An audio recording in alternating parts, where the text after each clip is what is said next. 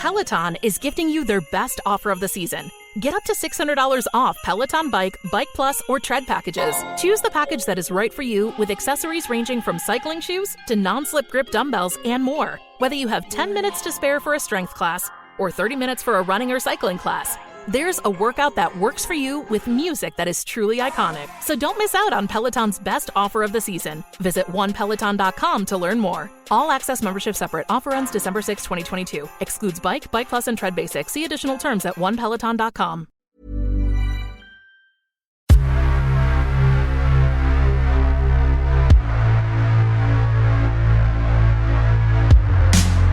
From the creators of Relevant Magazine, this is the Relevant Podcast. Young love, old scars, old switches till they all come out. And I'm back on the bed you left me in.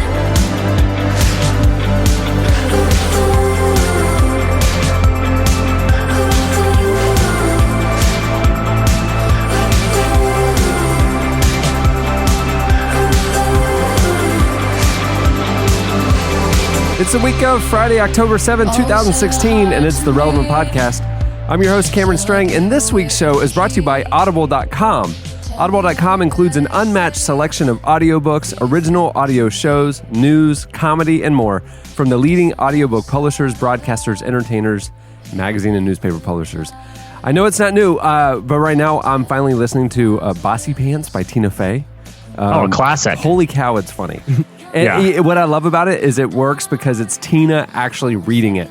And it's like really well produced with that kind of 30 Rock music, and it's fantastic. Did you feel like you're listening to like a Broadway one-woman show or like a stand-up routine the whole time? Well, not a stand-up routine because it's moving and gets into interesting stuff. But yeah, it's fantastic. But the thing that's tough for me is like, I'll be browsing Audible sometimes and I'll get excited about a book and then I start it and the voice doesn't match at all what I thought it would be. And that's not the case with Tina's content. So I was going to say, it's a good thing they didn't go with audiobook old British guy for Bossy Pants. I don't feel like that would have landed. Right now, Audible is offering our listeners a free audiobook with a 30-day trial membership. Just go to audible.com/relevant and browse the unmatched selection of audio programs. Download a title for free and start listening. It's that easy. Go to audible.com/relevant and get started today. Now, Cameron, I don't know. Audible has an incredible selection, but my favorite audiobooks are audio adaptations of big coffee table books where the person just describes the full page photo to you. Do they have anything like that? Listen to this. This is a giant picture of a cat, and it appears he's wearing a scarf, which is comical because there's fake snow around, and this is quite the picture here. It's quite the picture. And then you hear the page actually turn. And then, halfway in, he just gets to speculating. Now, I wonder how they got that cat to keep glasses on his face when they pose this poker table scene. Okay, like I said, I'm your host, Cameron. Here with me in our Orlando studio, just our producer, Chandler Strang, my brother. On the Skype line from Loverland, Virginia, that's Jesse Carey. Hello, hello. And all the way from Sydney, Australia, our old friend Adam Smith is joining us today. Hey, everybody. Joy and Eddie are on assignment. They're not joining us this week. We have a lean, mean crew today. A lean, mean crew. It's like a throwback to 2007, the golden era. what many refer to as the golden era. I missed the show last week because I was off the grid. Literally, I had no cell service, nothing. I was in Montana for this annual trek that I do in the fall with a bunch of guys, and we go fly fishing and gun shooting and. Did you catch anything? And motorcycle riding. Yeah, man, I caught. Did you cook it? No, it's a catch and release. Gotcha. It's the Bighorn River, and it's like the best trout fly fishing spot in the entire continent. Sweet. And you just cast, and those things jump in your boat. Wow. Yeah. Well, let me ask you this. You said there was motorcycle riding and shooting. Were you able to combine them at any point? Dude, no, this is no joke. Okay, this is no joke. This happened last year and this year. There is a 200,000 acre ranch that the guy who takes us on the trip is friends with. We get big old SUVs, AR-15s, and drive around and shoot them out of the SUV. Sounds safe. That's insanity. I burned my lip because a hot shell shot back, ricocheted in the car, and hit me in the face. Wow. Can I ask something about the state of Montana? Please.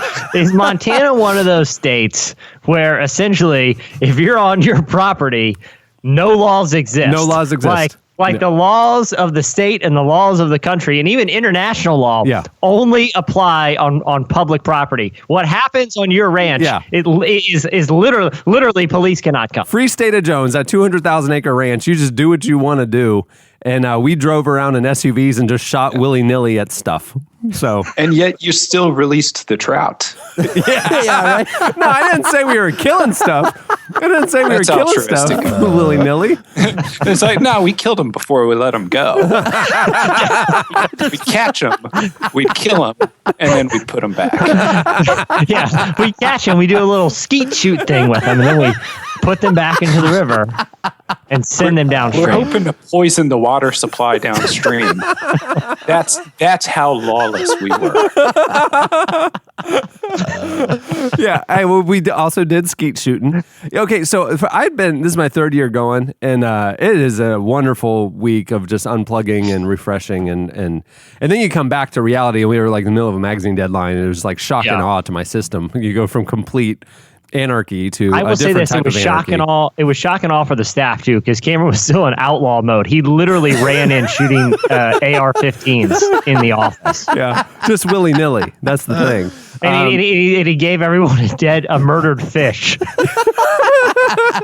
So I had never, 3 years ago, I had never shot a gun in my life. I had never been fly fishing. And so now this year is something I really look forward to because it's such a fun and different experience. And it turns out I'm a really good shot. Like I posted a video of us skeet shooting and with shotguns and stuff. And I didn't know I had this natural talent for aiming things. Does it make you want to take it up recreationally when you're not in the state of Montana? Nope. I mean, because what are you gonna do? Like walk into a building? Yeah, and do they do that here?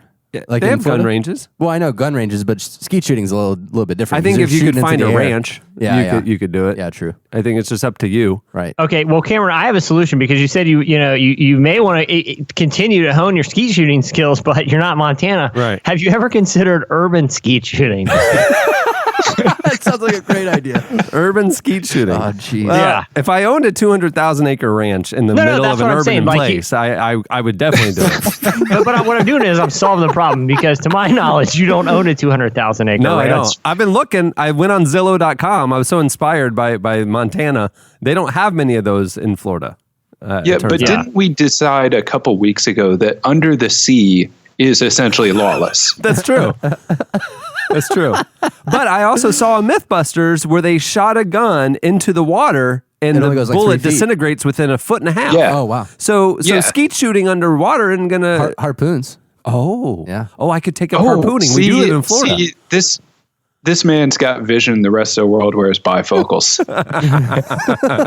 It's good to be back is my point. Back in civilization. And I am looking for any 200,000 acre ranches if people know of some on the market because we had a lot of fun being lawless out there in Montana. Well, we have a great show in store for you today. Coming up later, we talk to actor David Oyelowo. He's joining us. He's in the new movie coming out, Queen of Katwe. Yeah. And after that, worship leaders Jonathan David and Melissa Helser join us. They have a new album out called Beautiful Surrender. They're from Bethel, and we're really excited to talk to them. You know, they put out a song a few years ago, No Longer Slaves, that Biebs says it's one of his faves.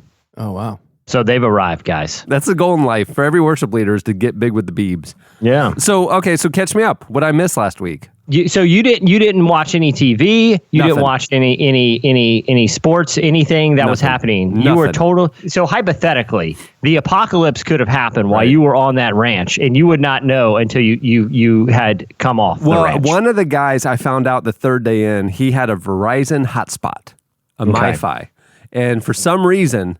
You know how the maps, they're like reaches 98% of Americans? You know, that sort of thing, coverage? AT&T, I was in the 2%, but Verizon, for some reason, you're in the 98%. And when you're in this Nowheresville, Montana. So once I found out this guy had a hotspot, I texted to leave emergency information in case something tragic was to happen back home, so I could be reached. But no, I was completely cut off from communication. See, Cameron, I have to say, I actually feel some empathy for you because with a baby, I feel like I've pretty well been living off the grid for about 4 months.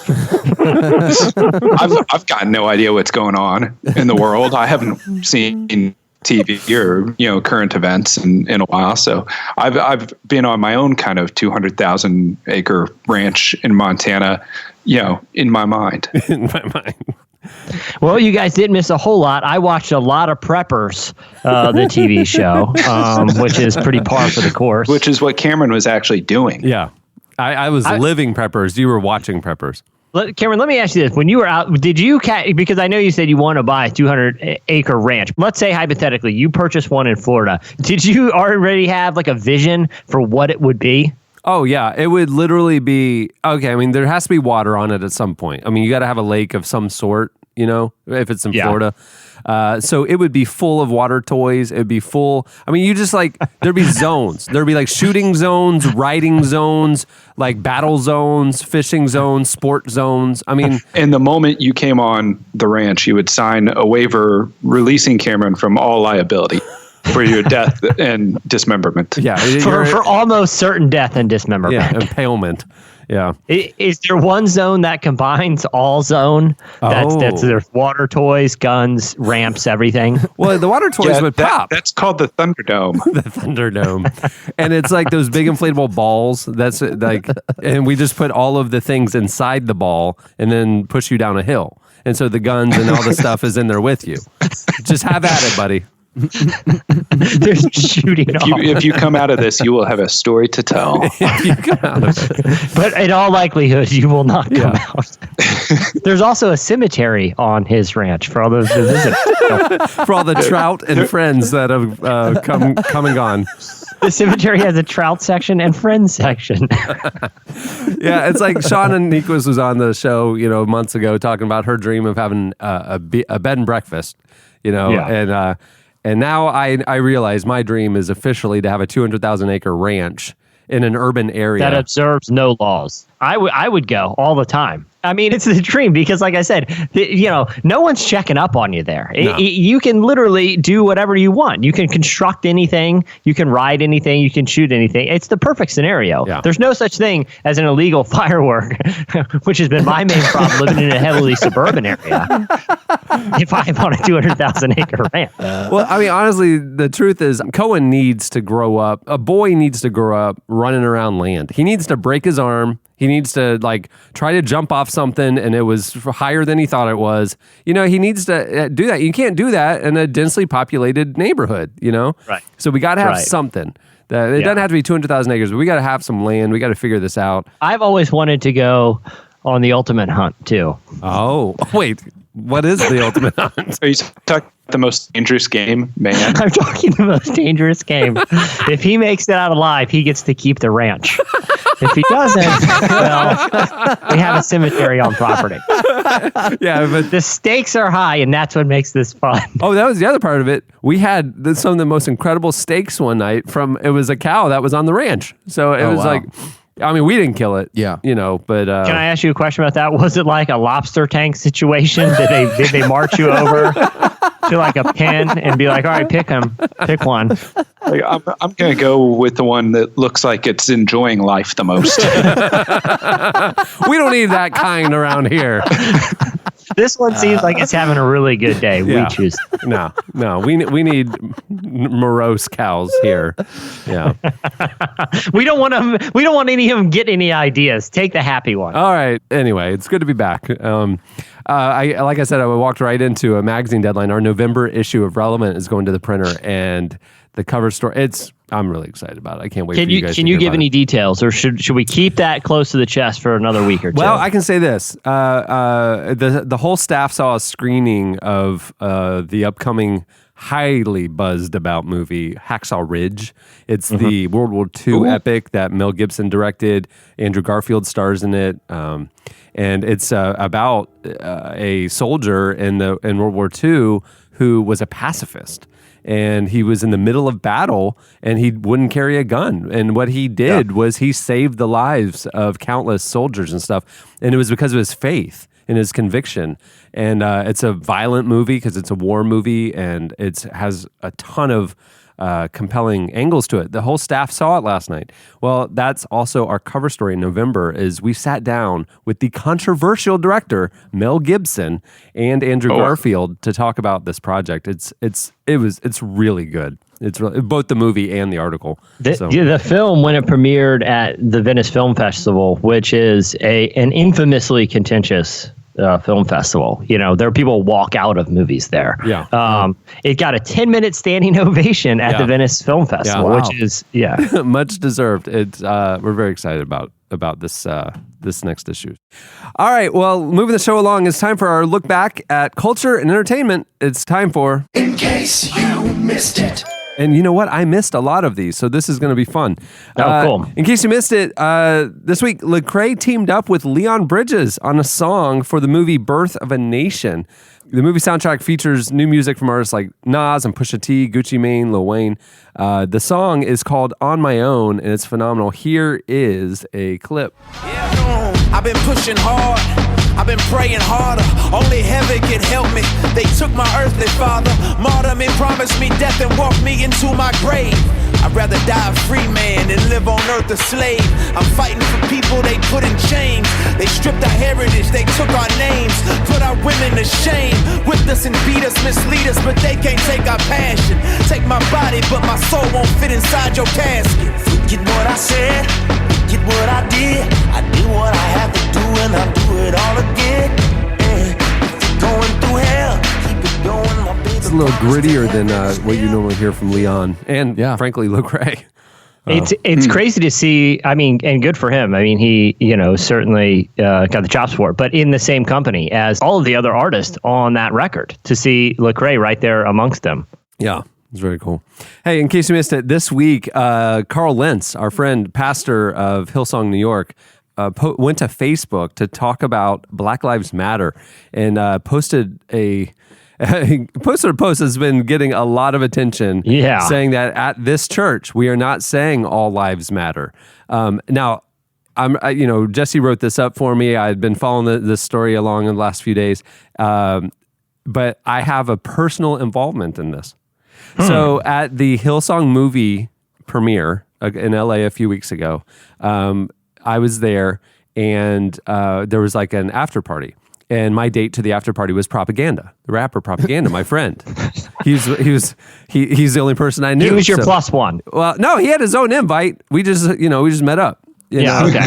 And so anyway, we go to the after party, and me and Prop are hanging out, and introduced him to Carl, and we got talking. And that week at Hillsong, New York, they had a the church was dealing with, it was the middle of the Charlotte riots, and a lot was going on in our country. And they had like a panel at their midweek service. And for some reason, we got talking about it. And Prop and Carl and I sat there in the corner of this room for probably an hour talking about this issue, right? And Prop, who is an outspoken social justice leader, especially as it comes to race in the church. Just to be a fly on the wall, watching Carl and Prop talk about this issue that the church needs to take a leadership role on. I think, this is just my personal opinion, I think Prop kind of fanned the flame in Carl. Carl was already like taking a stand, but like got emboldened, I think, that this is something that like God's calling him to do, calling his church to take lead on, stick That's their neck really out. Cool. Yeah. And so then that's Carl, so cool just to witness a moment like that. Oh man, it was so powerful. I mean, I tweeted a Prop the next day, like around 2 p.m. from the airport. It's like, man, I'm still thinking about that conversation last night. It was crazy. The crazy thing is how much is his Carl's statement about, proclaiming Black Lives Matter and rejecting the term all lives matter has connected with people. When we shared it on the site, and it's been, 24,000 times has been shared on Facebook, just from a write-up about it. And Carl even talked about how polarizing it is, but what a bold stand it is. He posted a couple days later when he preached the sermon on it, someone at one of their campuses in the middle of the sermon pulled the fire alarm. Yeah. Wow. Yeah, it happened. So here's what the post said. At this church, all caps, we are not saying all lives matter right now, because this is a logical assumption that most reasonable people agree with. all lives are not at risk right now. We are saying Black Lives Matter because right now Black lives apparently are worth less on our streets.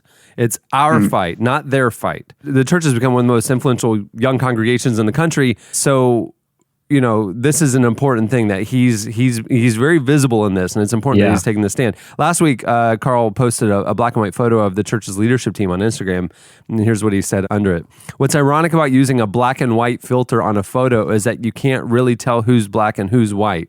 Ironic. Last night, we had a meeting with some faithful leaders of our church who are mostly black to begin what will be an ongoing discussion on progressive diversity. We talked about things that were very frustrating, sad, uncomfortable, and vulnerable.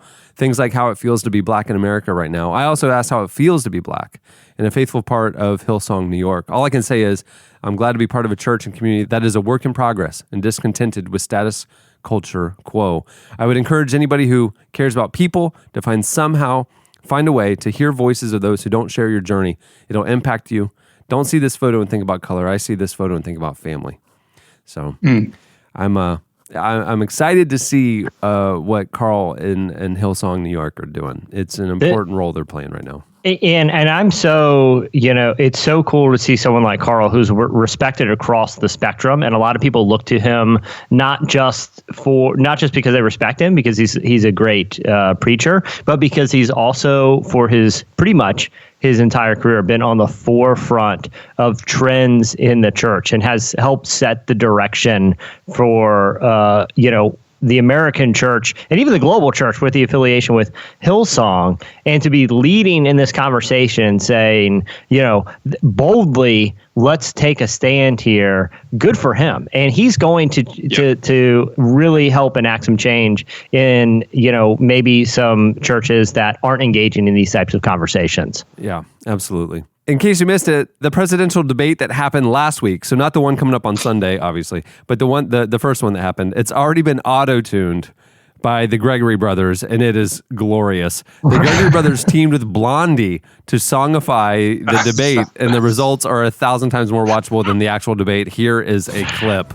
I spoke to Sean Hannity, everybody refuses to call Sean Hannity, nobody calls Sean Hannity. I said the war's a stupid thing, if somebody would call Sean Hannity. Woo, okay. Why should we vote for you? Japan, they don't pay. What magical things will you do? We should raise the minimum wage. I know how to win, she does not. We should build an economy not for those at the top. I think about this a lot. Why should we vote for you?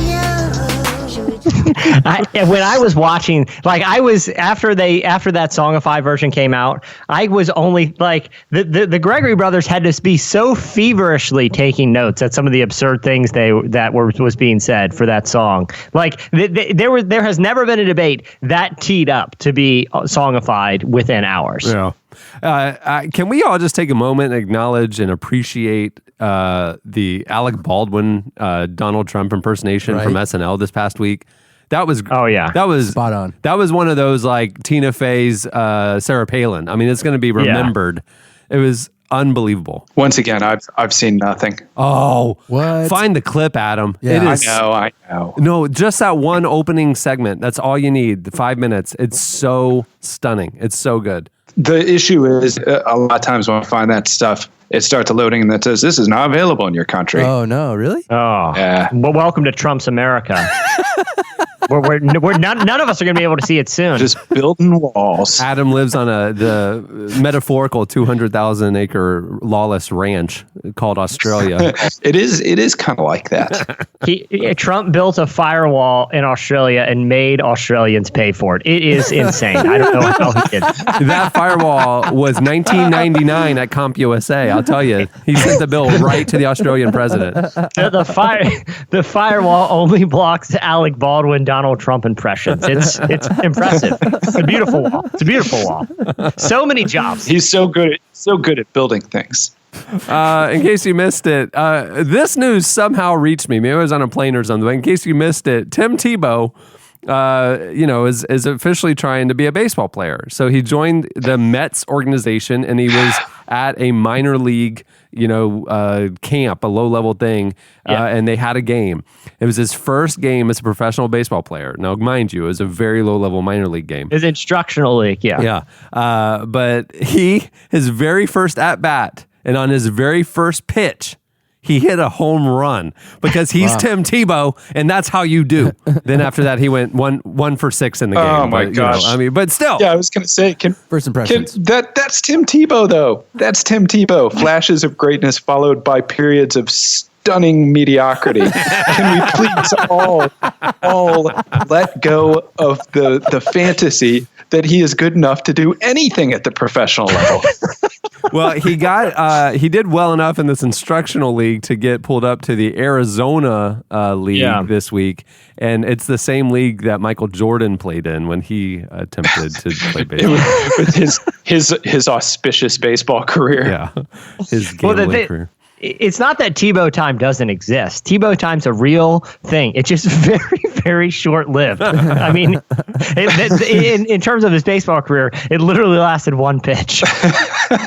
In case you missed it, this week President Obama told Colin Kaepernick to, quote, listen to the pain his protest may be causing someone who's lost family in combat. He held a town hall meeting with members of the U.S. military and was asked about the national anthem protest that Kaepernick's doing.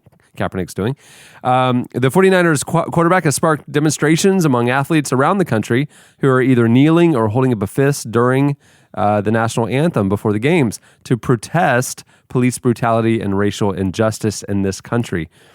While the president emphasized that Kaepernick and others have every right to continue to demonstrate and create conversations about racial equality, he also said that the views of American service members should be considered in nuanced response to an increasingly polarizing situation. Here's a clip. I think that it's also important for us to recognize that sometimes out of these controversies, we start getting into a conversation, and I want everybody to listen to each other. So I want Mr. Kaepernick and others who are on a knee, I want them to listen to the pain that may cause somebody who, for example, had a spouse or a child who was killed in combat, and why it hurts them to see somebody not standing. But I also want people to think about the pain that he may be expressing about somebody who's lost a loved one that they think was unfairly shot. Powerful. The thing is about President Obama is, like, even if you disagree with his politics, which, we don't have to get into, I feel like in terms of being able to articulate nuanced, complex situations in a way that touches on all sides of the spectrum and is extremely thoughtful, he's really good at that. And this military town hall, they were asking him some tough questions, and I felt like the way he handled this one was really exceptional. Jesse, I hear what you're saying, but to me, all presidents matter.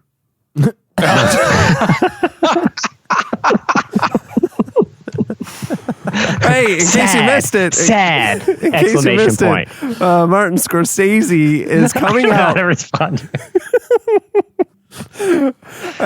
Scorsese is coming out with a missionary film that is not in this church, Cameron. Oh, jeez. Right now, not all presidents matter. What President Obama was saying matters, Jesse. No, I'm just saying. I'm just saying. Good. He's. In all these crazy debates and everything, it's nice to hear someone articulate in a way that's calm and reasonable. Yeah. Yeah. See, that strikes me as something presidents ought to be able to do. Like, it would be impossible to auto-tune that. You know what I mean? Unless it's like a soft bed of calming music behind it. In case you missed it, it was announced this week. Martin Scorsese is finally releasing the missionary film that he's been working on for 25 years.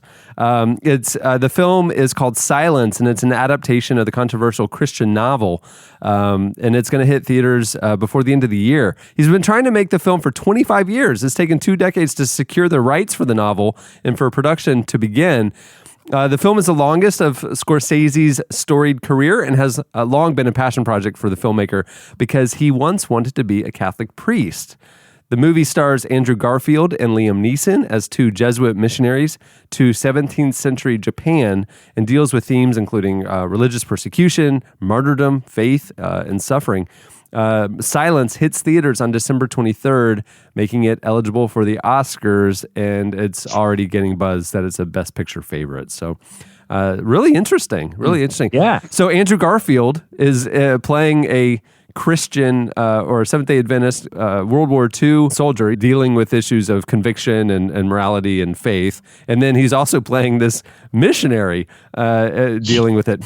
Maybe we should put him on the cover of a magazine and ask him about those things. I wish someone had asked him what it's like. How did he learn the Jesuit way? And if he hung out with a Jesuit for months and if it changed his mind about faith. I would be interested in reading that conversation if it was featured on the cover. But what magazine currently on the market would even think to ask about things like that, Jesse? This isn't Entertainment Weekly's type of topic. And all the Christian magazines don't pay attention to the movies. There's no magazine that would cover something like this. If there was only a magazine that would talk to a young Hollywood actor doing two roles about faith for two of the most controversial filmmakers that both might be eligible Jesse, for Best you're Picture. crazy. You're talking crazy. No magazine out there really covers the intersection of faith and culture.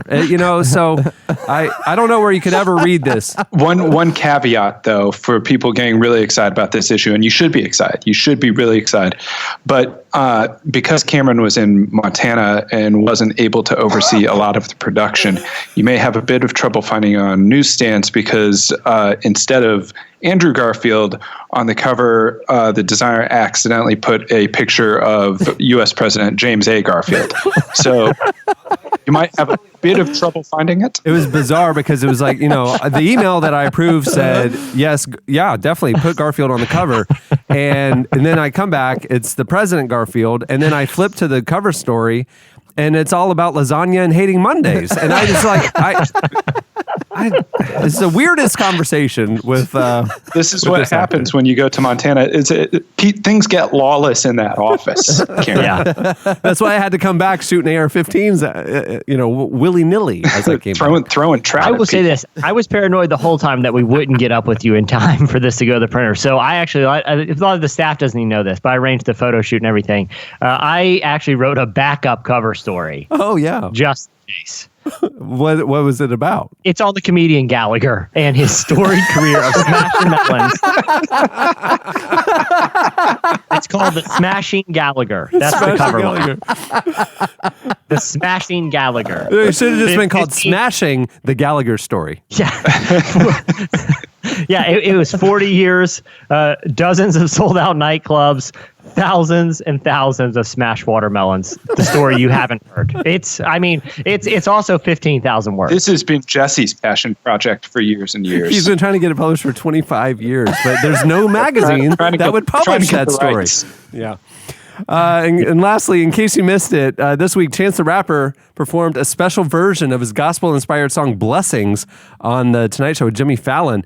He had a lot of special guests. On stage with him performing this was not only a choir, but Anthony Hamilton, Ty Dolla $ign, Rory, and Dram.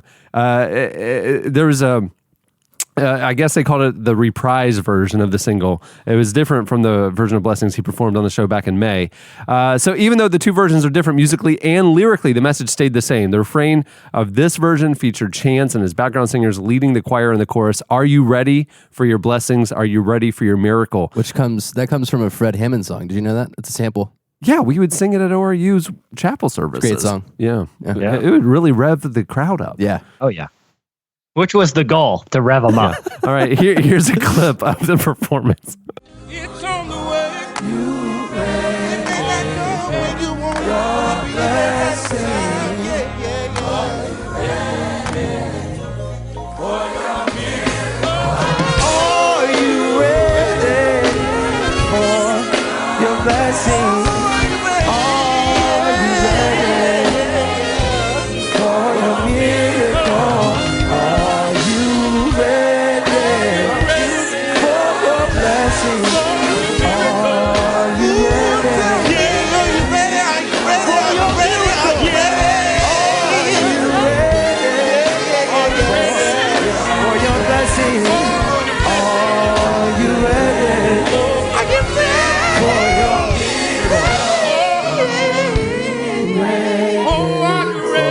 What's crazy is it's basically leading worship on the Tonight Show. They turned the camera around. If you watch the clip, which we posted, it's they turned the camera around from the normal angle because the choir is in the audience, and so like and then like all the performers turned around too with their back to the audience, and it's like the entire audience was in the choir, and everybody's swaying and clapping and singing along. You know, it's like it was crazy. It was, it was like a church service. Yeah, there you go. It was like an ORU chapel service where we sing Fred Hammond songs. Hip hop is having a moment right now because the thing is, it's not uncommon. Like it's the same thing that happened when Kanye performed Ultralight Beams on Saturday Night Live. I don't know, what was it, like 6 months ago, and they had Kirk Franklin out there in a gospel choir, basically singing gospel verses, choruses after the meat of the song had concluded. What's cool is like all these guys grew up on Fred Hammond and a lot of these gospel albums that I grew up on too. Yeah. And so like they're sampling the Winans and they're sampling Fred Hammond and and it's like Donny Hathaway and all these guys, and it's like, oh man, like I know these songs. It's great. Yeah, I'm loving it. It's like that. It's like that Pharrell interview we played a few clips from a few weeks ago, where he's saying, "Look, man, this is what we played in my house. This is what got me into music. I would get to church early and jam with the worship group because this is the kind of music we're exposed to and the music that we loved." Yep, absolutely, and it's moving too. It's great. Yeah. All right, well that'll do it for In case you missed it. Okay, stay tuned. Up next, Slices.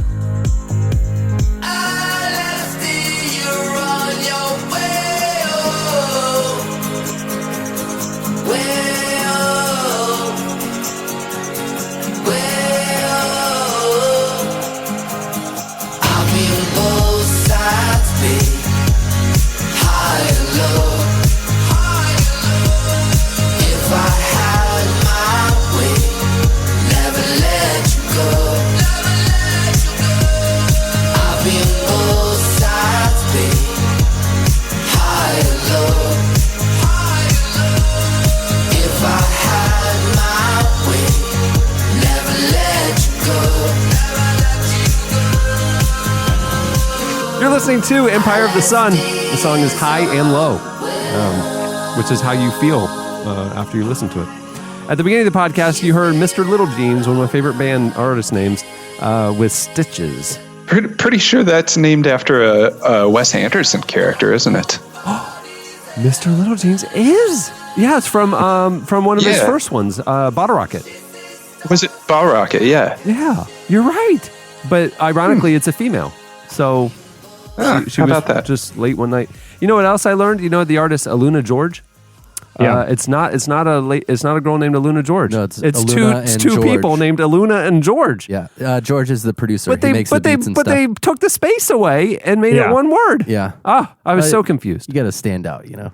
Yeah. Well, I've said it numerous times, but it's the Hall & Oates problem. Right. Because I had a friend, I've said this thousands of times on this podcast, but this is why you very clear with your band name, because he thought it was a sentence, Hauling Oats, which is a super lame band name. Greg, what you doing? What you doing over there, Greg? Just hauling oats. I'm hauling oats in my REO Speedwagon. Yeah, no, it's Hall and Oates. Yeah, two people, not a verb. So if you wanted to have a Hall & Oates cover band, it would be pretty great to call it Hall & Oates. Yeah, that's true. See, from Daryl Hall's perspective, that's what he was doing through their entire career. Is he was hauling oats. just carrying John Oates. Oh, that's true. Hey, snap! Someone call the burn unit. Hey, Adam, come on now. Hall. I saw Oates in the mall once. By the way, yeah.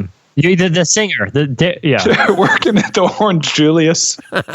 No, I was going up the escalator and he was going down the escalator, and I was like, "Hey, that's Oates." It was the same Atlanta mall visit. It was with their high-end mall, Lenox Mall. It was the same visit that I saw John Tesh, I saw Oates, and I got snubbed by Toby Mac, all in the same mall visit.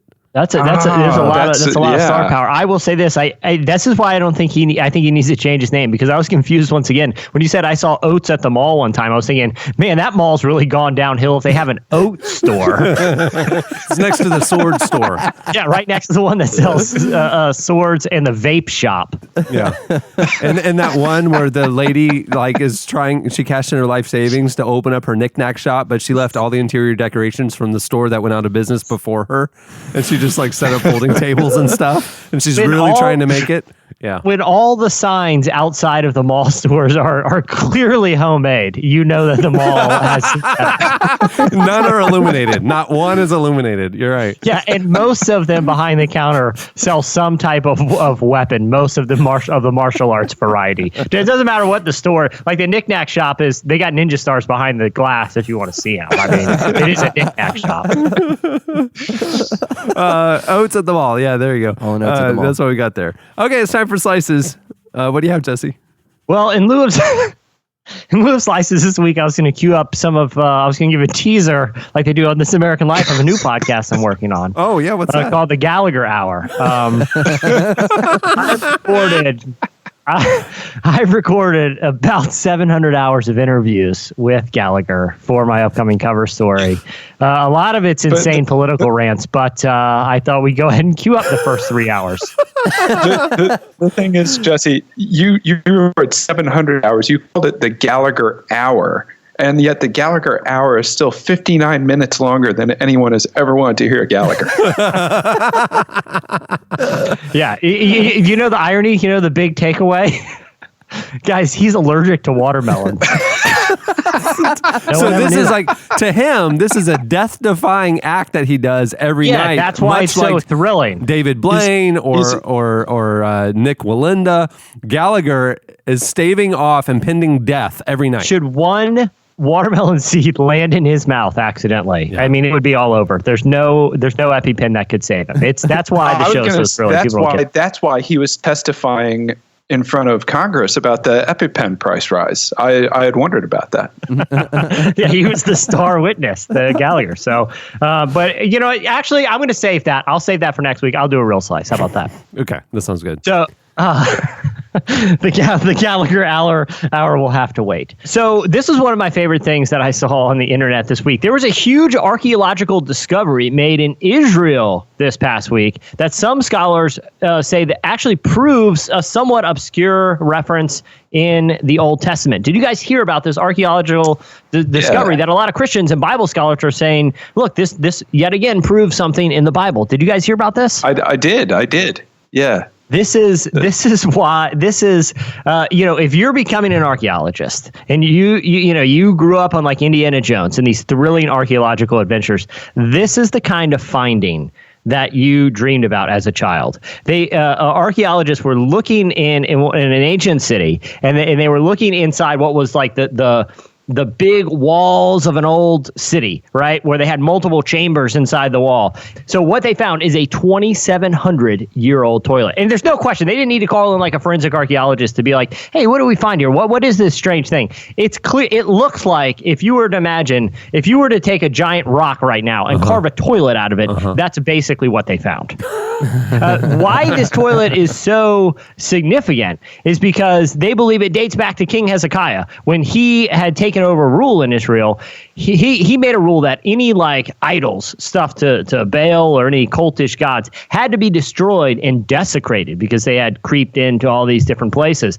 And so there's actually a passage in 2 Kings 10 that said Israelite forces went into a place, demolished the sacred stone of Baal, tore down the temple of Baal, and people have used it for a latrine to this day. Now, what's interesting about this toilet is they actually found around it smashed up idols.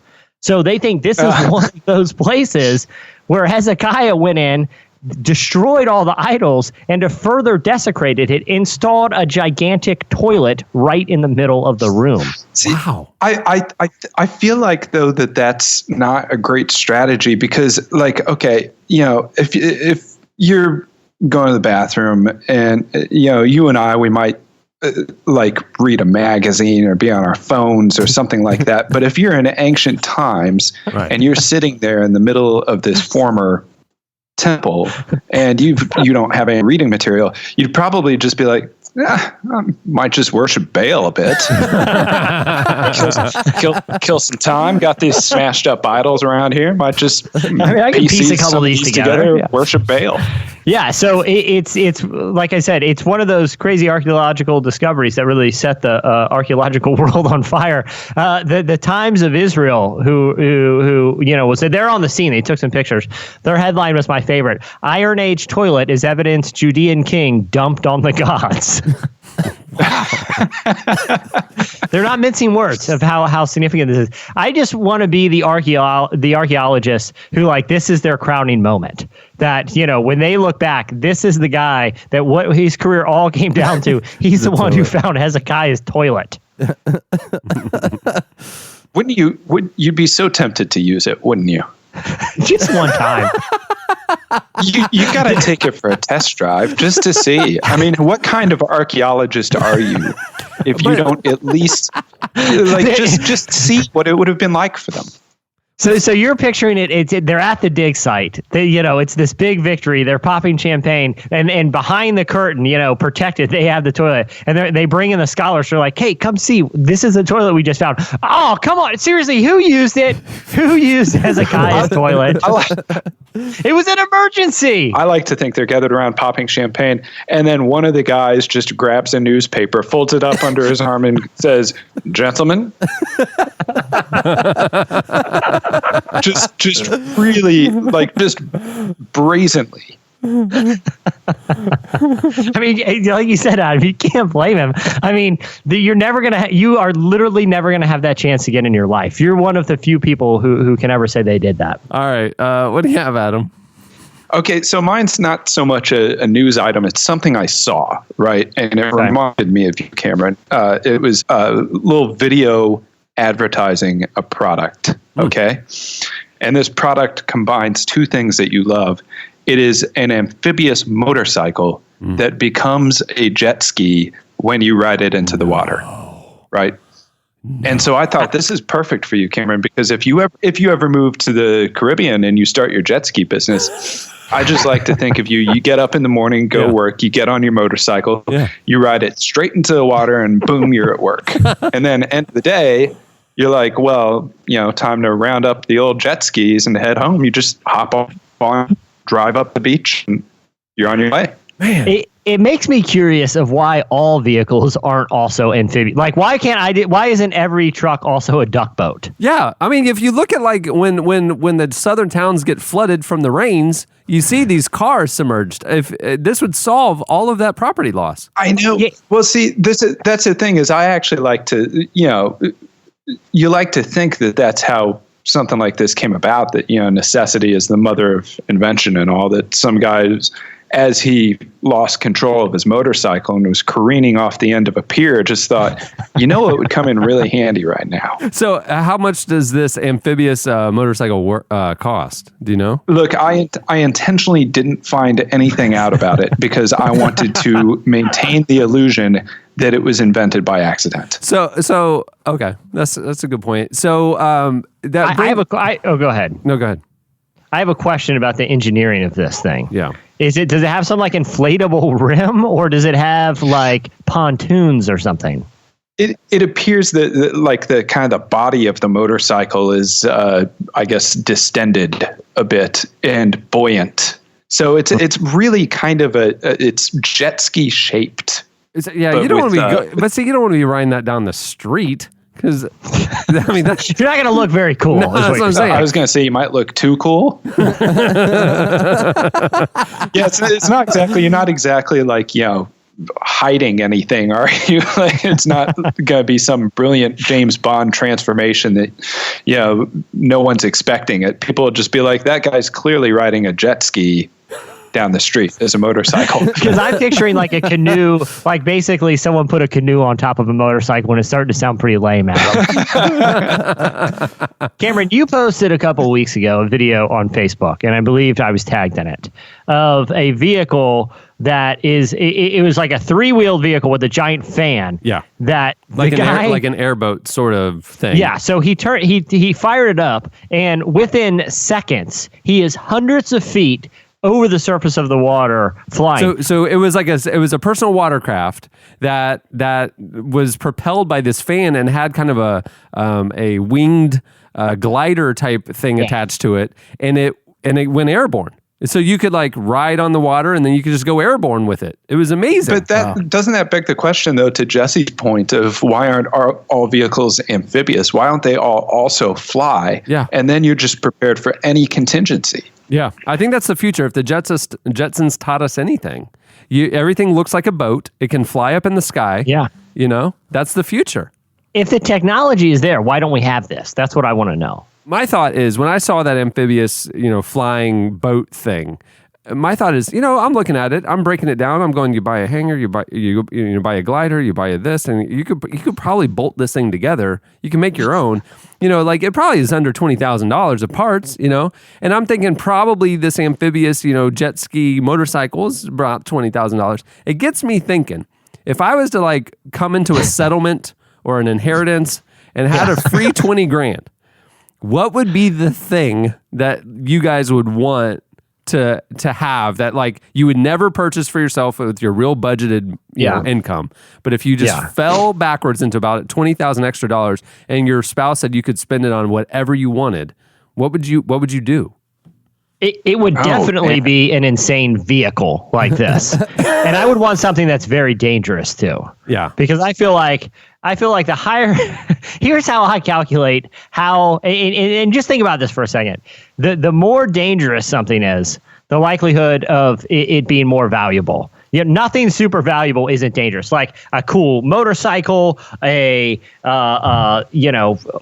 cool blowtorch thing. I want an element of danger. That's what I'm paying for here. I'm paying for the thrills and the transportation. Okay, there you go. I don't have any imminent plans of this, but the thing, my thing of one day is a DeLorean, like an actual operational DeLorean. You can get them for around $30,000. I mean, they're totally from DeLorean. Yeah. Totally working in a, retrofit. And it's those things are stainless steel. Yeah. They weigh a ton and are incredibly efficient. Yeah, they are not going to be amphibious. So just don't try. But they look like they could be. They kind of look like a battleship. So, I mean, if you get it going fast enough, could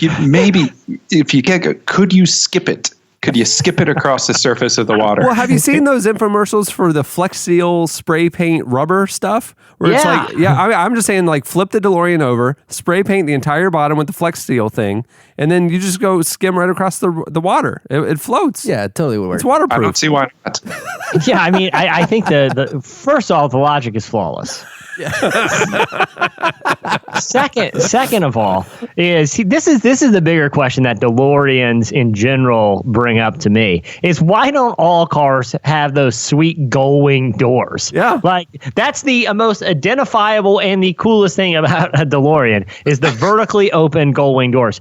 Why did that ever catch on? Well, I think who decided we're not doing gull wings park here? Anywhere. Yeah, I was gonna say probably because you're gonna ding the car next to you every time you go to Target. Look, the parking lot engineers can adapt if we all had gull wings, okay? Or look, I'll park in the back of the parking lot if I get to open sweet gull wings. That's true. It's like a small parking lot can now only fit 5 cars. Adam, what would you do with your $20,000? Oh, man. I feel like I would want to have some sort of body altering surgery, have something surgically attached to myself. Oh no. Like experimental? Yeah, no, just experimental, like body hacking. Wow. I don't know what. I'd probably just take bids. Just say, like a Terminator eye or something. Oh my goodness. If you have something you feel like you could attach to me, that's gonna up my resale value. Go nuts. Here's $20,000. Surprise me. It would be a great icebreaker. I don't know how much they're charging for this thing, but if you get your hands on Hezekiah's toilet. Wow. Yeah, the guest bathroom's right down the hall. Let me know. I just installed a new fixture and toilet in there. Let me know what you think. That would be a cool. Maybe some precious thing that there's only one of in the world that I can just casually use and break at any time. That would be kind of fun too. Like a really valuable baseball card, and I would use it as a coaster just to tick people off. I was on an auction last night for Mad Men. They've done a few of these, but it's another Mad Men auction where they're selling off props from the show and stuff. I mean, it's one of one. You could go nuts with that thing and then just break the props or use them or like that. I would buy a very expensive rare painting from the Renaissance era and immediately paint a mustache on it. Like a little Salvador Dali swirly mustache, just because I could. Yeah, I came into the money. No one else on the planet would do it, and I did it. That's what I would do. Hey, well, you owned it. It's your thing. You're right. I'm assuming at this point in my life, I would have the ranch. And so I would spend the money on... When this inheritance magical... I already have the ranch. And so I would spend the money on some sort of very dangerous toys for the ranch, i.e. the flying boat thing or the motorcycle that floats and stuff like that. Like a giant ramp or something. That's my love language. Some sort of trout cannon so you can do your skeet shooting. A trout cannon for skeet shooting. Dude, that's brilliant. And I'm a vegan. All right. I assume because we were short-handed today, Jesse, that you would come with a twofer. I can bring another. I got another. You got one cocked and loaded. You got one in the hopper, huh? I always do. So a man in New York City is trying to raise awareness about how much trash the average American uses every day, because we have a big consumption problem in this country, and he's found an interesting way to raise awareness for it. Now, a quick stat just to show you what he's trying to raise awareness about. Right now in the United States, 80% of U.S. products are only used once and then thrown away. The country produces 33% of the world's solid waste, yet we're just 4.6% of the global population. In other words, we're consumers, and the thing about being consumers is we use a lot of trash. So one guy has wanted to go 1 month and put every piece of trash that he uses on his body in trash bags. So he's taped trash bags all around his body, and everything he eats. So if he eats like a slice of pizza or like a cheeseburger, the trash goes in the trash bag. He was initially thinking he could put on 100 pounds of trash in a month, but now it's looking like it's going to be closer to 135 or 150. Wow. And it's, like I said, it's going to be possibly a part of a documentary, but it's an absurd amount of trash when you put it all in one place at one time. And he's wearing it as a trash suit. This is impressive, but I feel like I've already shown how much trash people can consume by listening to Nickelback for 30 days. So nice try, dude. No, it is an interesting project because it does goes to show how much we consume. And you hear a lot about these laws that are trying to be passed for people in different states that you want to forbid using anything but non-reusable grocery bags. And, sometimes laws like that get pushback. But when you look at how much just junk gets produced on a day-to-day basis, it's really shocking. And that's why I feel like this is kind of an interesting project, because it really literally puts on display how much we're all using in our day-to-day life. All right. Well, that'll do it for Slices. Stay tuned. Up next, David Oyelowo joins us. You could be my best friend. You know too much to be a fool. You were there from before in the days when I had no dough. Break bread, watch Breaking Bad. Always there when I break up bad. In bed, feeling so sad. You were always there as a comrade. I know you think like me, and life ain't easy for the people like we. Say life's a box of chocolates, we say who packed it, do you feel me? What you do is none of my business, but I want you to make me a witness. Wanna witness the greatness, cause we best friends through health and sickness. Gonna be your best friend, gonna make that Asian trend. I'm gonna be your foreign friend all the way to I'ma the treat you like my best friend.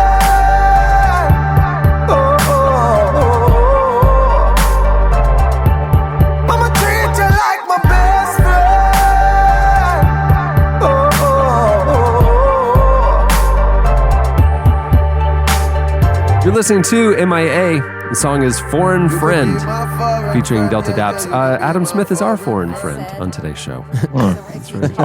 Thanks, guys. That means a lot. This week's interview is brought to you by Squarespace. Whether you need a landing page, a beautiful gallery, a professional blog, or an online store, it's all included with your Squarespace website. Building a site with Squarespace is easy.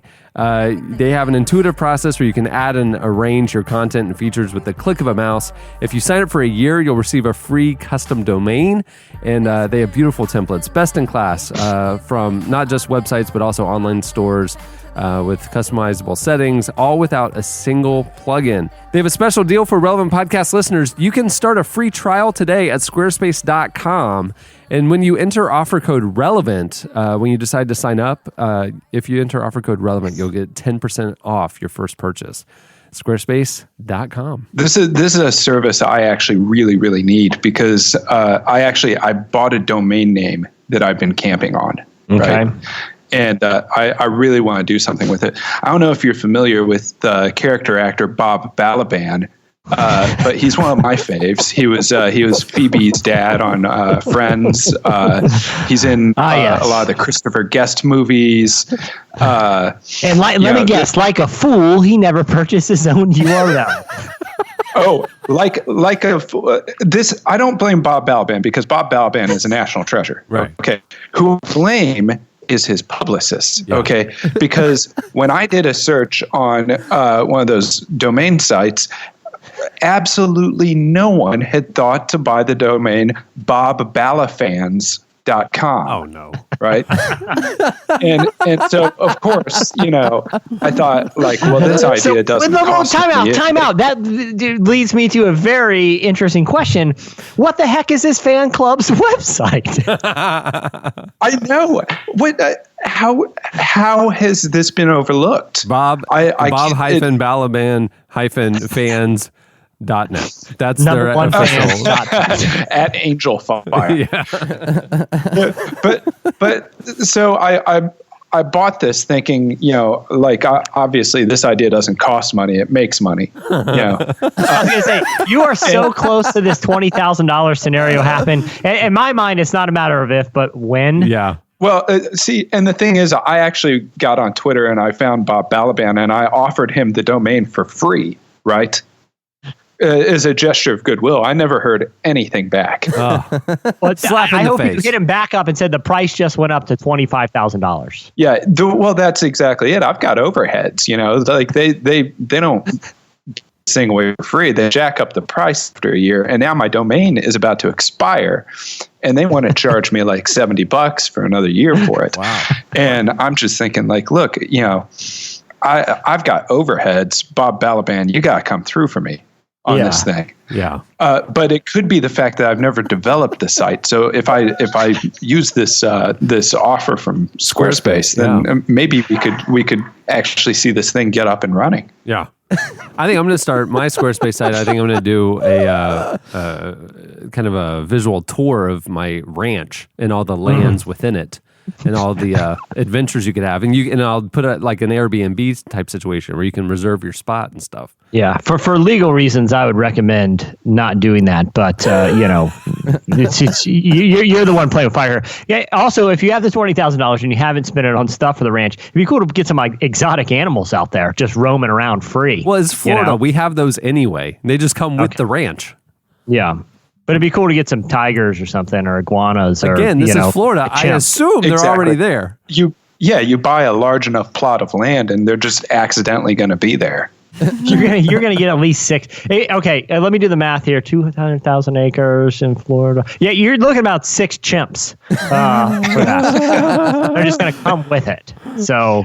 I guess you're squared away there. David Oyelowo is a Golden Globe and Emmy Award nominated actor who's garnered international acclaim for his role as Martin Luther King Jr. in the film Selma. In his latest film, Queen of Katwe, which currently has a 92% rating on Rotten Tomatoes, Oyelowo plays a real missionary who teaches local children in Uganda how to play chess, eventually training one of the world's greatest chess players. We recently talked with Oyelowo about the film and the role his own Christian faith plays in his life and career. Look at this a magazine and podcast covering the intersection of faith and culture. Who would have thunk it? Here is David Oyelowo.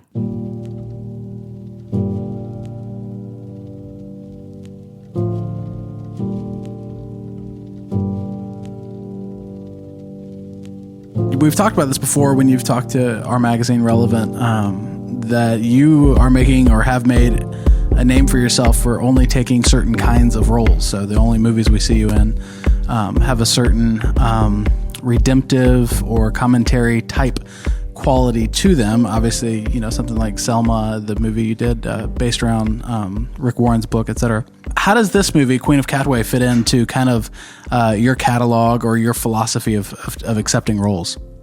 Well, I mean, for me, I hope that, when all is said and done with my career, what will be said is not that I only did films of any certain kind, but the truth is that I do gravitate towards films that I personally would want to see, films that I hope have something to say and are meaningful. And so therefore, those can be categorized as films that are redemptive, that are life-affirming, and of course reflect my faith as a Christian, my ethos as a husband and a father. And so, Queen of Katwe, as it pertains to that, I was really drawn to this character that I get to play in the film of Robert Katende, who truly is a self-sacrificing individual, which, as it pertains to the Christian faith, is obviously the central tenet of what we believe, certainly what I believe. And this man doesn't just talk about it, he does it. He works for a sports ministry out in Uganda, and his role, he believes, his calling is to give these kids hope, is to give them self-esteem by giving them love, and chess is one of the means by which he does that. And I find him to be an incredibly inspiring individual in real life, so playing him was something I really wanted to do. Can you make that connection for us between a Christian missionary working in Uganda and then chess? I mean, what are the lines that maybe the real Robert, or even in your portrayal of him, that you were trying to make to give? Maybe simpler put, why is he spending his time doing this? He's spending the time doing it because he's doing for others that which he wishes was done for him. He was an orphan himself. He had incredible talents as a young kid, as a soccer player, and he was incredibly bright, but he didn't have any mentors. He didn't have anyone around him to truly help him achieve the fullness of his potential. He lived with his grandmother after his parents had died, and she passed away while he was still young. And Uganda was going through a civil war at the time as well. So, in talking to Robert, he basically sacrificed going on to become what I know would have been a fairly wealthy, affluent engineer. He lives in a very modest accommodation with his wife and 2 kids. They have 6 other kids who he's effectively adopted, who live with them. And all of those things as it pertains to chess. Chess is a fantastic game for teaching life lessons. It's kind of a metaphor for life in a sense. You know what your goal is. You need to be patient in achieving it. Try and read what your opponent's aims are to defeat you, and try and think a couple of steps ahead in order to progress. And so, I think the ministering side of it is truly giving these kids love. A lot of them are orphaned themselves. A lot of them have been abandoned by their parents. And what he said to me is, if only one of these kids who I am teaching, who are under my care, go on to become responsible citizens, go on to be able to give love that I try to give them to someone else, I know that it will build this community. And, I think that, of course, is something I know God would look down on with a lot of joy.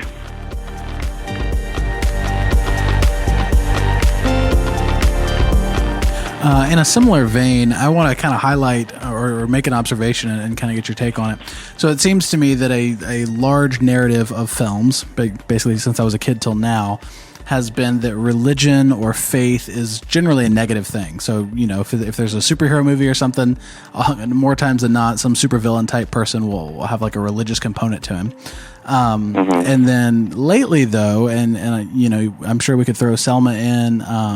I'm thinking Free State of Jones in particular, and then even this film have been highlighting some of the social benefits of religion and even Christianity in particular. Do you think that that is Hollywood or the film industry kind of realizing some of the contributions that Christians and Christianity has made to society, or do you think it's a broader public thing, or what's going on with this trend? I think it's about perspective. I think it's a question of who's telling the stories. I know for a fact that if I, as a Christian actor, am part of either getting a film made or I'm part of the telling of a story, I can bring my perspective. I can bring my truth, which is that I live a life built on faith, and the results of that are undeniably positive in my own life. And so therefore, if I'm able to be on a set, if I'm able as a producer to be part of building a story, I'm going to bring my truth to how that story is told. Someone whose experience of religion or Christianity or faith is different will inevitably impose their own perspective on the story. So I think it's less to do with the fact that Hollywood is waking up to the import of faith. I think I can almost guarantee that in any one of those films that you're talking about, there will be someone there who is able to defend the validity of why faith can be and often is a good thing. Now, of course, there are times where faith and Christianity and the church abuses its power, but that's more to do with human beings than it has anything to do with God. And so, it's not to write off anyone's opinion on things, but like I say, it's about perspective. I mean, there is a moment in Queen of Katwe where myself and the kids get into a prayer huddle and pray just before a tournament. That's a scene that wasn't scripted, but I knew it was something that Robert Katende actually does with his chess players before they go into a tournament. And because I share that perspective, because I share his faith, I said, let's pray. The kids, who all are familiar with prayer and, are familiar with Robert's faith, immediately got into a huddle and we prayed, and that made the film. I know that wouldn't be in the film if I, as a Christian, weren't there to basically extol the virtues of my perspective and what I know to be true about the positive sides of my faith. Do you see that as a responsibility you have as a Christian actor, or do you see it as kind of an organic thing that because that's who you are, that's the kind of thing that ends up coming through on film? I think it just happens because of who I am, and I think that that's what everyone does. Any filmmaker, they say of writers, write what you know. I can almost guarantee that any filmmaker, the films that they are making are reflective of what they believe or what they are drawn to or what they like. And that's as it should be. You know, we are all varied in our outlooks, and that's why you want as many different people as possible telling stories. You want women telling stories. You want men telling stories. You want young people, older people. You want people of color. You want people from all over the world telling stories so that we can get a greater understanding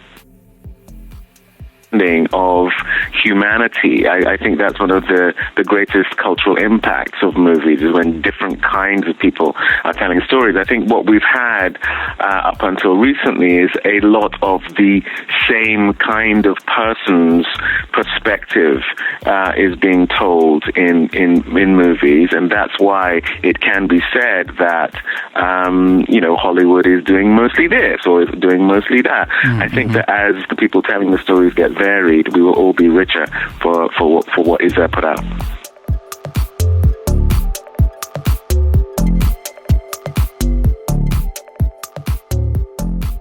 That was David Oyelowo.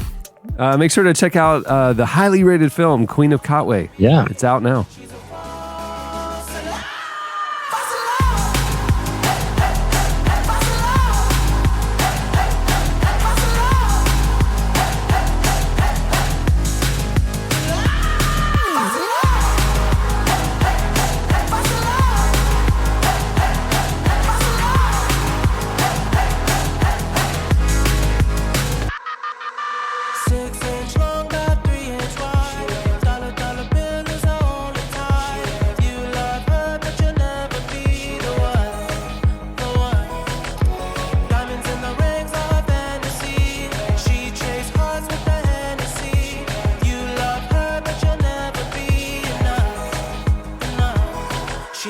You're listening to The Weeknd.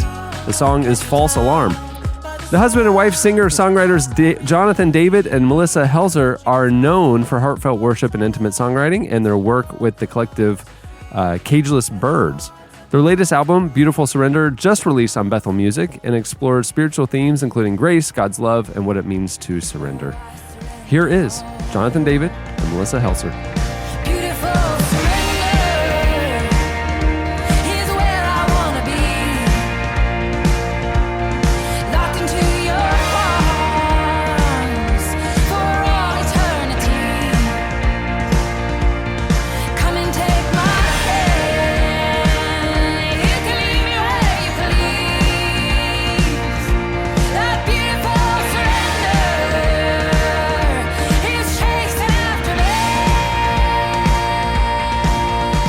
Tell me real quick what you're doing currently there in North Carolina, I think it is, and then how you came to be putting music together. Yeah, so me and Melissa, we've been married 17 years this spring, and when we got married, we jumped right into, we started a summer camp for creativity and worship, and really for high school kids to have an encounter with God's love and their identity. And we ran 7 years of that summer camp. The summer camp turned into a heart school, a discipleship, creativity, identity school called the 18-inch journey, which is a lot of times people say 18 inches is the distance from your head to your heart. Mm-hmm. And so 7 years of the camp turned into a school, and this is our 9th year leading a school. So we actually have a school in session right now. We have about 70 staff and students from over 12 nations that live kind of in it's our backyard in a sense, because we live on the edge of 52 acres of land called A Place for the Heart. And so we lead that school, and we have about 20 staff that work here doing that. So all the music is sort of if that's the roots of what we do, the music kind of is the place where we get to spread our branches out and get to travel. And the music's kind of, it's fun how it kind of can go around the world in a sense. And we don't have to go. We get to stay rooted here and be able to really pour into this generation. So tell me about this specific album, Beautiful Surrender, which is, of course, it's the title of the album and then the first track and all that. What is, what's going on there? Yeah, so this album's fun in the sense that it's the first thing we've done about 2 years ago, we joined up with Bethel Music, if you're familiar with them. Yeah, so about 2 years ago, they reached out all the way from the West Coast. They loved what we were doing here. They had several friends and musicians that had gone through our school, and they just reached out and are like, hey, we love you guys. We want more of the world to hear your music. Can we help you? So it's been a beautiful relationship. And we haven't moved to California. We're planted here, but they're helping us carry the weight of the music and all the stuff that goes with that. Mm-hmm. So this is the first release with Bethel Music in that sense, which is really fun. It definitely is. One of the fun backstories on me and Melissa doing music together is when we first got married, we had this date one night, and I asked her, what would you do with your life if, like, let's say we won the lottery, what would you do with your life? And she said, oh, you have to go first.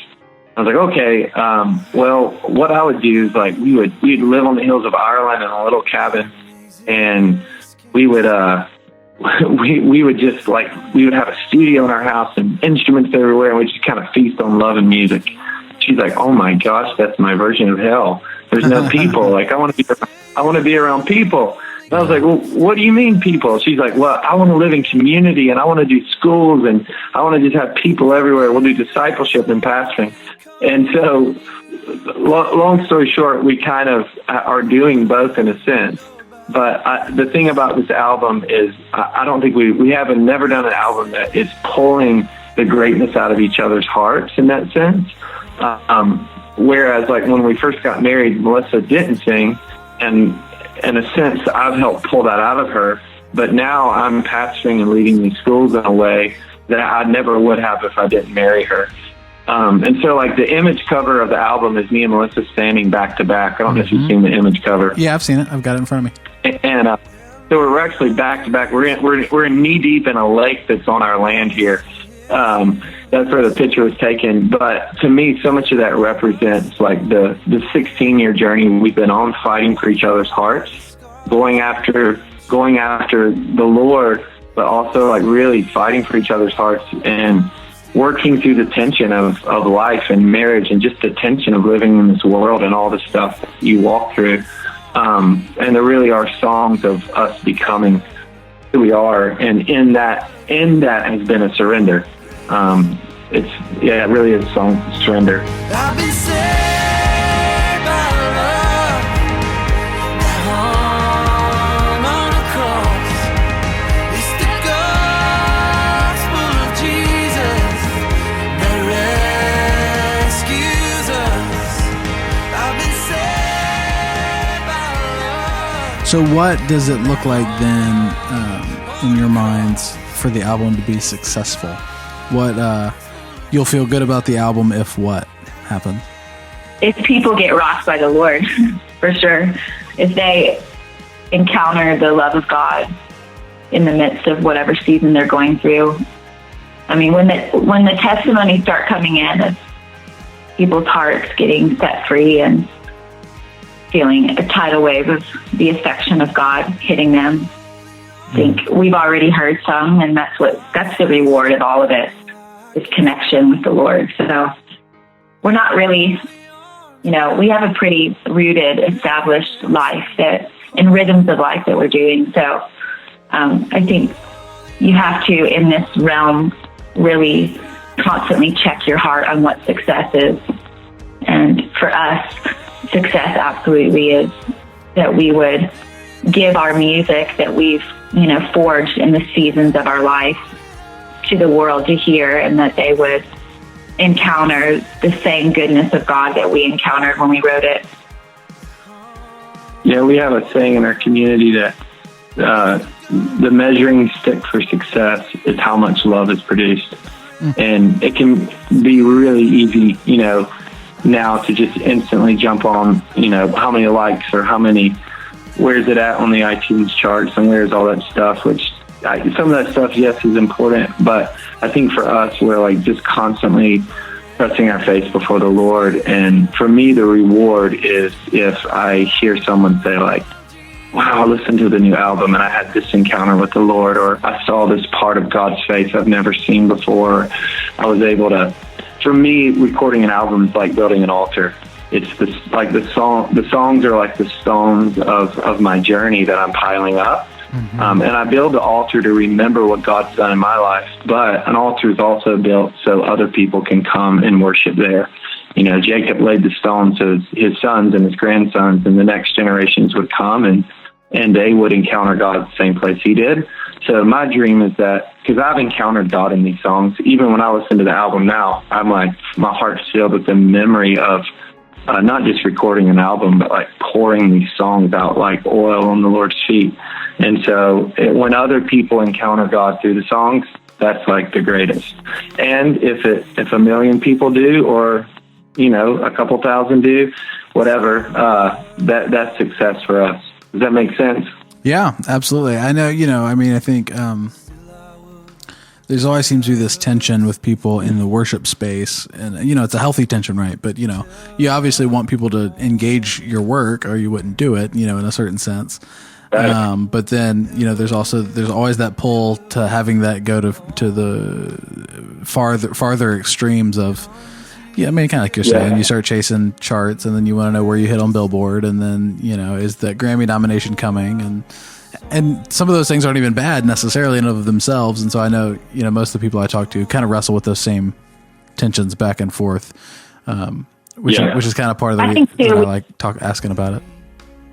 Yeah, I think too, we've just, like, we're in our late 30s, so, and I think we've just given a lot of our life to being really rooted and grounded and asking the Lord to do extravagant things. I mean, even what the Lord's done with No Longer Slaves, the testimonies that we get in every week of people getting set free from fear and panic and anxiety. And I play this song every day, and it gets me through seasons of depression. And, you know, I mean, that's the stuff that I think as you get older, you just, when you're rooted in who you are and you realize that the applause of the Father is actually more important than the applause of men, then you can actually get rooted and grounded and then enjoy all those other things that come, you know, because they're not actually the concrete of your core identity is not wrapped up in that.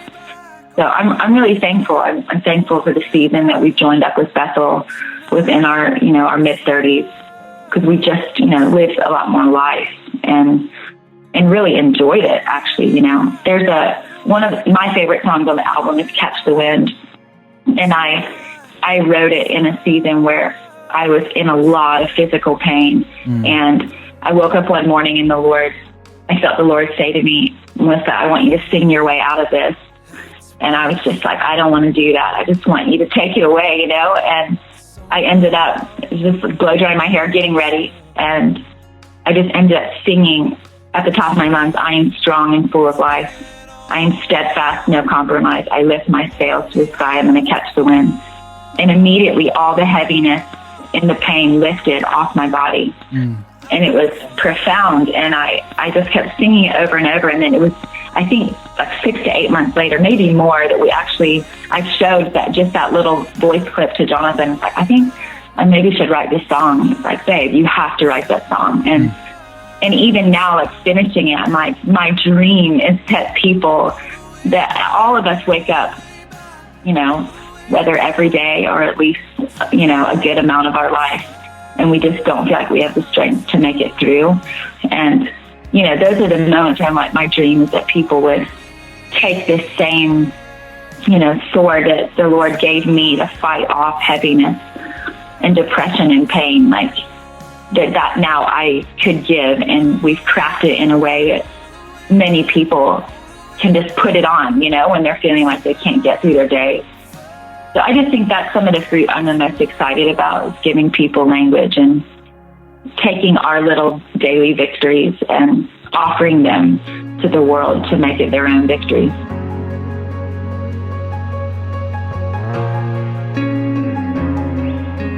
That was Jonathan David and Melissa Helser. Stay tuned. Up next, feedback. I don't usually overdose, but you're a trip that I had to take. Another fix I couldn't wait. Hello, Relevant Podcast listener. My name is Oliver Crisp. If you're interested in more resources to cultivate a deeply formed spiritual life, visit Fuller Studio. This free website houses podcasts, videos, stories, and other resources on such topics as reconciling race, Muslim-Christian dialogue, and psychology and faith, with such features as an exclusive film of Bono and Eugene Peterson discussing the Psalms, all available for you to use freely for any purpose. Explore now at fuller.edu/studio. That's fuller.edu/studio. Took me to another atmosphere, but I got so high I couldn't breathe, and I've been holding. You're listening to Aluna George. The song is not about love. Is that one person? Yeah, no, it's not a chick named Aluna George. It's a guy and a girl, Aluna and George. Yeah. Who would have thunk it? Okay, it's time for your feedback. Okay, so last week on the show, I wasn't here, so I had nothing to do with this question.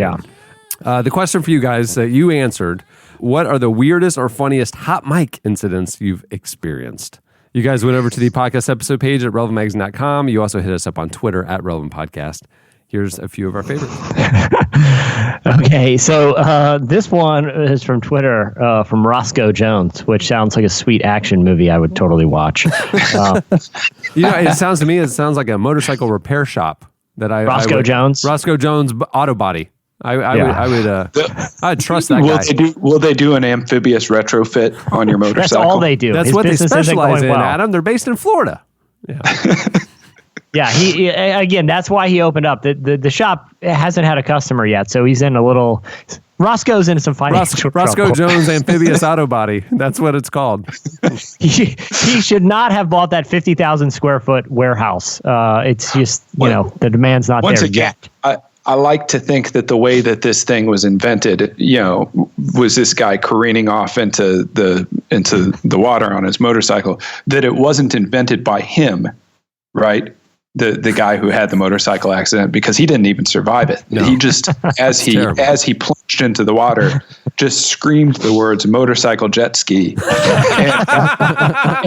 and that legally served as his last will and testament. And Roscoe Jones was there sunbathing on the edge of that lake. Up and ran with it. Yeah, and I heard it and said, That's genius. I'm going to go. I got a warehouse. I'm ready to go. Roscoe Jones Amphibious Auto Body is launched. He went to squarespace.com. I have to find a way to honor this man's memory. Listen, I just got a $20,000 inheritance. I got the warehouse. It's time to get this business off the ground here. I think I'm not a lawyer, but I think from the way I understand the law, which is pretty well, is that if you hear someone yelling out an invention idea in the moments before they die, you have a legal obligation to make that invention. That's how it works, right? It's at the very least, that's common law.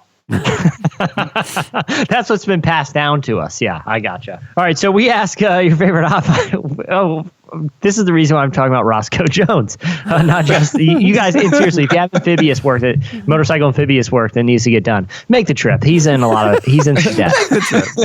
He's made a very bad investment, and even if it's just getting the pontoon polished or whatever. Was honor the memory of a brave motorcycle rider. That's all I want to do. Is that too much to ask from you heartless people? This is a deep cut callback. I think it was one of the world's tallest twins before he went plunging into Niagara. No, it was not tallest, fattest. Yeah, the largest twins. Yeah. That's who this is for. Okay, so Roscoe Jones. I'm not saying that I'm a physics expert, but I have to think this Grand Canyon jump is just ill-advised at best. So Roscoe Jones, this isn't really a hot mic, but it's something said on mic. He had an executive pastor tell that it was giving instructions about how this newfangled way that people could tithe to the church. He instructed the church to sex to give. Oh, well, there you go. Yeah, it's like, well, okay. I mean, the pastor said it. Just keeping current with the kids today. Yeah, this seems a little unconventional, but I want to get up with the time. So, sex to give. Oh man, I'll tell you, a lot of these are in church. Well, Kyle Atwell says he has two stories. One of them he talks about. He says the pastor's preaching during a night service, and the wireless mic receiver picked up a frequency from a wireless mic from a couple doing karaoke in one of the houses right next to the church. Wow. Did you imagine if you were that couple and you found out that you had that power to interrupt the sermon whenever you wanted with your karaoke machine? I like that. I like that your brain goes to that this is a power that they now have. Yeah, it definitely is. They have a congregation that they can interrupt at any time and instruct them to do things like sex to give. Okay, which 5 songs would you pick to do as karaoke songs if you knew that every time you did it, you would interrupt a sermon? Well, I bought a... Who's doing karaoke Sunday mornings at 11? That's the other thing. Maybe it was a night service. In fact, he actually says it is a night service. He went out of his way to mention that. Well, it would be an issue for me picking those songs because I bought a Hall & Oates branded karaoke machine and it can only play Hall & Oates songs. That's all it has. That's all it has. But it was it's a handy karaoke machine because it comes on a hand truck and it has a large area where you can actually fill it with oats and haul your oats with the machine. The oats. Yeah. I bought it at the new vape shop at the mall. For some reason, I had it.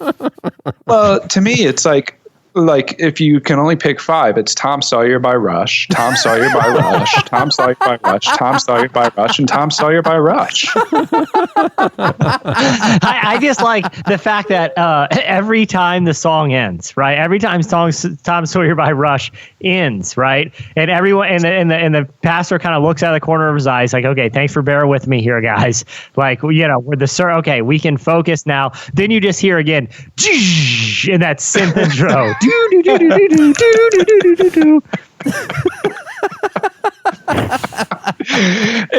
and you know that you're waiting like 7.5 minutes before he can try again. The pastor just stares at the audience for the entirety of Tom Sawyer by Rush. At what point do you just turn down the PA system in the church and just like kind of use a corded mic? You go. Oh no, you just go down. You go down in front of the stage and you bring a lectern and a bar stool with you and you get real. You get a acoustic. I think 2 times through Tom Sawyer by Rush. Then I'm here to rap with you. Riley said there was an incident, and I want to know what was happening. I guess this wasn't at church. This was at some sort of stage production where there was like a fight going on, and he was in the fight, and it was like a stage fight. But the person he was, pretend fighting or acting fighting or whatever these thespians call it, accidentally punched him right in the mouth, and it cut him all the way through to his tooth, and he yelled, and he didn't realize that he was wired up on a mic. "I'm bleeding," which was not part of the script, so it caused a little additional drama to their play they were performing. Timothy Allen Reeder, he says he was at a church where the pastor was an older gent. And during his sermon, he started not looking so well, and all of a sudden just stopped in the midst of his sermon, and he walks off stage. And so, of course, given his age and everything, the whole congregation is a bit concerned. His wife goes backstage to check on him, and she asked if he was okay, and his mic was still live, and he told her that he had to go to the bathroom over the hot mic. So, so. That's a lesson you only learn once. This pastor was about to officiate a wedding, and it was that very like somber, quiet time before I'm picturing like the violins playing where everyone's seated. He, not realizing his mic was on, blew his nose a bunch of times, and it just played over the church while everyone's being seated before the wedding. So you want to check, make sure that button's not on. I like the way Matt Dudley thinks as well. He talks about how his pastor was preaching one Sunday, and at the exact moment that he paused while preaching, there's a frequency crossover from the children's ministry, and the mysterious voice of a child praying for the kids' church offering came over the sound system. And he says, "My pastor, like a pro, played it off as incredibly sweet. But I knew better. It was clearly the sort of thing they make horror films about." And you're right. Like a creepy, disembodied child's voice is always terrifying. Now we lay me down to sleep. Exactly. Who's singing the 1-2 Freddy's Coming for You song. I pray the Lord my soul to keep. And then it goes in, and then right then Tom Sawyer by Rush starts playing. Not again. It's haunting the church. And Tom Sawyer by Rush. Yeah, so you're saying that the church is somehow haunted by the band Rush, all of whom members are still alive. Yeah, exactly. All right. Well, that'll do for your feedback. There's more if you want to join in on last week's episode page. It's time for this week's editorial question of the week. Hey. All right. Well, I mean, it's kind of obvious, but what would you do if you had just a free and clear $20,000? You couldn't spend it on anything practical. You had to spend it on some sort of crazy dream. It was an eccentric billionaire who gave you these conditions. Yeah. So you came upon this $20,000. You had to just. What would you get? What would you get? That's what we want to know. It's like a Brewster's Millions type situation. Yeah. How much do you think it would cost for like David Copperfield to give you one of his Swedish tricks? Because I feel like you would get teach you how to make the Statue of Liberty disappear. I think that's more than $20K. I think. Well, what about one where you make a motorcycle disappear or something? I feel like that, because that's the ultimate party trick for the rest of your life. It probably is going to cost more than $20,000, but if he would be willing to negotiate, I think that'd be worth it. I just like to think of the idea that he teaches you something like, making the Statue of Liberty disappear, because that's like, if you're at a party and someone's doing card tricks, you could just be like, hey, yeah, nice card trick. Come outside for a second, guys.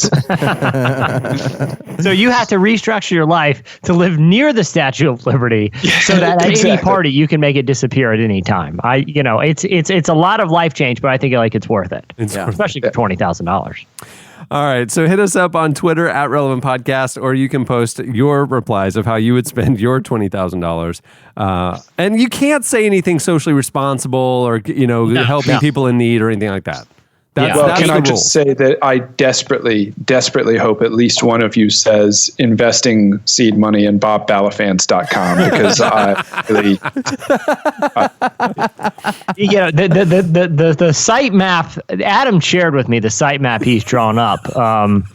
It was about 17 gigs of information. It's going to cost at least $20,0ds to get this site off the ground. He's got some really... I'm not even sure technology is capable of some of the things he wants to do. There's a virtual reality section that it's unprecedented. Yeah, exactly. It comes, each visitor gets their own VR headset to get the full website experience. Yeah, so someone's gonna have to invest in a server farm. All right, so hit us up on the podcast episode page at relevantmagazine.com or hit us up on Twitter. Many thanks to David Oyelowo for joining us. Make sure to check out his new film, Queen of Katwe, which is out today, actually. And thanks also to Jonathan David and Melissa Helser. Their new album, Beautiful Surrender, is also out now. Thanks to the show sponsors for making this week possible. Remember, you can go to audible.com, get a free 30-day trial by signing up at audible.com/relevant. And you can get a free download on your 30-day trial. And also to Squarespace. You can start your free trial today at squarespace.com. And when you decide to sign up for Squarespace, enter offer code RELEVANT, get 10% off your first purchase. Hey, if you like the show, head over to iTunes and leave a review. It actually helps us, helps the visibility, helps the rankings, and it means a lot. We like the feedback. And also, get the magazine. There might be a really good issue coming up in the next few weeks that you're going to not want to miss. Go to relevantmagazine.com right now, and you can subscribe. It's only $1 a month. And also check out the iPad and tablet editions in the app stores. I think you'll like it. If you're a fan of James A. Garfield, you are in for a treat. And if you hate Mondays or love lasagna, you'll really resonate with this next issue. Also, tell your fellow Gallagher fans that the expose you've been waiting for is about to hit, and carve out a good 4.5 hours to dig into this 100,000 word manifesto. Things take a pretty dark turn about 7,000 words in, but hang with me. It gets dark. It was around 7,000 words in. Is that where he discovers the allergy? Like, it was a tragic accident, and then he discovered through happenstance that he was in fact allergic to watermelon. He just never knew it before. I wrap that whole thought at about 10,000 words, and the final 90,000 are a pretty intense political rant that I'm not totally comfortable publishing, but I agreed. So it is what it is. I'll say this: he's got some pretty radical ideas that I'm not. And a darkly scatological command of profanity. Can I be honest? The final 15,000, I don't even know what language they're in. He gave me a transcription, he held a large mallet over my head and demanded that these be published verbatim as a transcript. So, like I said, deal's a deal. I've seen what that guy Jesse, can do to a mallet. I assume all good profiles, the writer spends time with the subject. I've always wondered this about Gallagher. Maybe you can shed some light. Does he always carry a mallet with him at all times in just everyday life? Well, in this scenario, yes, because when some say spend time with, some would say this was a forcible abduction that Gallagher was holding me captive to do this story. But yes, he had them out the whole time. All right, on that note, we'll wrap it up. I'm Cameron Strang. I'm Chandler Strang. I'm Adam Smith. I'm Jesse Carey. We'll see you next week.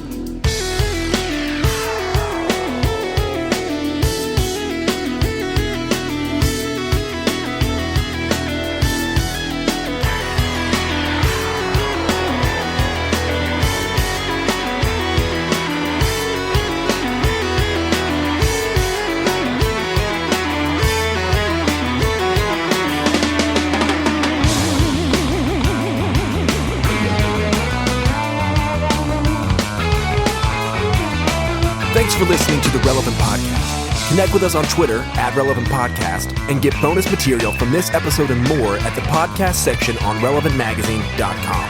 And don't forget to check the magazine out. It's available on newsstands and at the iTunes App Store, or you can subscribe online at relevantmagazine.com/subscribe.